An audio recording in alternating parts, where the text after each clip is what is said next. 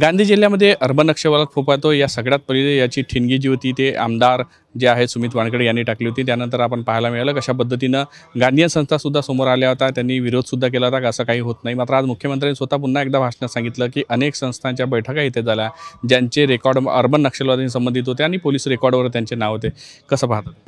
आता isakal.com आहे देशातील नंबर 1 ची मराठी न्यूज वेबसाईट।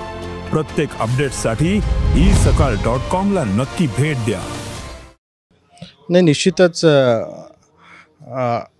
एक म्हण आहे की धूर असेल तर कुठेतरी निश्चित आग लागलेली आहे आणि निश्चितच तो धूर मला जाणवला। म्हणून मी माझ्या या संदर्भात की अशा प्रकारच्या आपल्या संस्था आहेत त्यामध्ये अशा प्रकारचे लोक शिरकाव करून आपला एजेंडा राबवायचा प्रयत्न करतात, तर अशी चिंता व्यक्त केल्यावर निश्चितच त्याच्यानंतर मला तर सर्व गांधी विचारांच्या संस्थांचे ज्येष्ठ व्यक्तिमत्वांचे आभार मानावं लागेल की त्यांनी सहकार्य करायची भूमिका घेतली की असं काही जर आमच्या संस्थांच्या कोणी उपयोग करून घेत असेल, आमच्या इन्फ्रास्ट्रक्चरचा उपयोग जर कोणी घेऊन करत असेल किंवा तर या सर्वांची चौकशी सरकारने केली पाहिजे आणि त्याला पूर्ण सहकार्य करायची भूमिका त्यांनी दाखवली। मला वाटतं की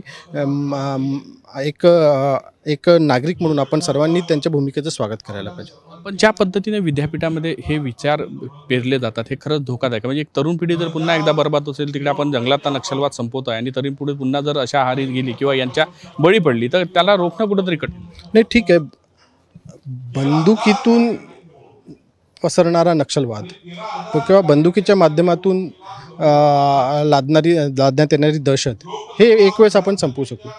विचारांचा दहशतवाद कसा संपवायचा?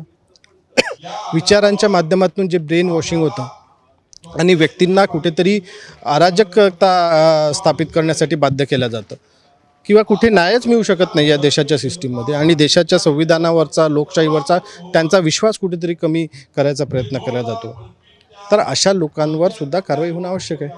कुठेतरी फेक नरेटिव्ह पसरवण्याचं काम करतायत। ज्या पद्धतीने सांगितलं का पुढच्या काळात अशाच पद्धतीचे पुन्हा फेक नरेटिव्ह पसरवले जाईल, कुठेतरी जोडल्या जाईल आणि लोकांना सांगितलं जाईल की संविधानानं तुम्हाला न्याय मिळणार आहे, अशा गोष्टी पसरवल्या जातात। हो, निश्चितच फेक नरेटिव्ह पसरवणं जसं संविधानाच्या बाबतीत झालं की या माध्यमातून लोकांचं ब्रेन वॉशिंग करणं, त्यांना आपल्याच संस्थांबद्दल म्हणजे न्यायपालिका असेल, निवडणूक आयोग असेल, आपलं सरकार असेल, पूर्ण निवडणूक प्रक्रिया असेल त्यांच्याचबद्दल संशय निर्माण करणं आणि लोकांच्या मनात कुठेतरी यांच्याबद्दल अविश्वास निर्माण करणं हीच यांची मोडस ऑपरेंडी।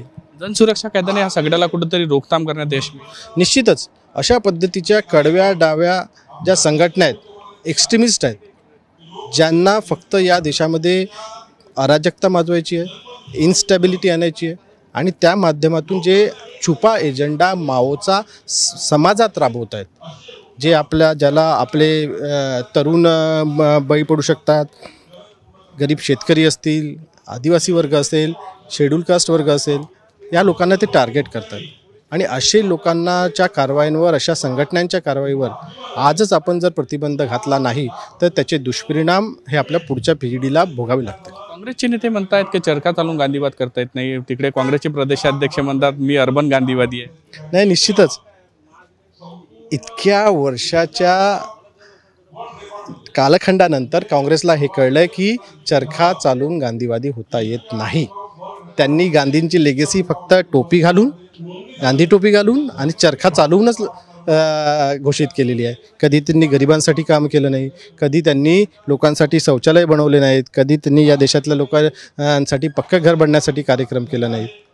जे लोक या देशातल्या गरिबांच्या पाठीमागेच उभे राहिले नाहीत, जो समाजामध्ये सगळ्यात शेवटच्या पायरीवर जो माणूस असतो त्याच्या पाठीमागे उभे राहा, त्याच्या कल्याणासाठी काम करा, ही जी गांधीजींची शिकवण होती ती त्यांनी कधी फॉलोच केली नाही।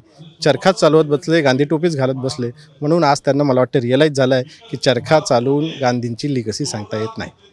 नक्कीच कुठेतरी चरखा चालवून गांधींची लिगेसी जी आहे ती चालवता येत नाही। त्या पद्धतीने अर्बन नक्षलवाद हा पुढच्या काळात धोकादायक ठरतो, त्यामुळे जनसुरक्षा कायदा या सगळ्यावर वेळीच आळा घालेला असा विश्वासही सुमित वानखेडे यांनी व्यक्त केलेला आहे। व्हिडिओ जर्नलिस्ट सौरभ भोलेसह पराग डोबळे, साम टीव्ही न्यूज, वर्धा।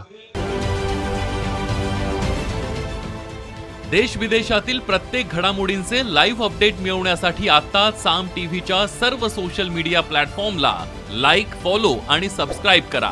तसंच सर्व नोटिफिकेशनसाठी बेल आयकॉन प्रेस करायला विसरू नका।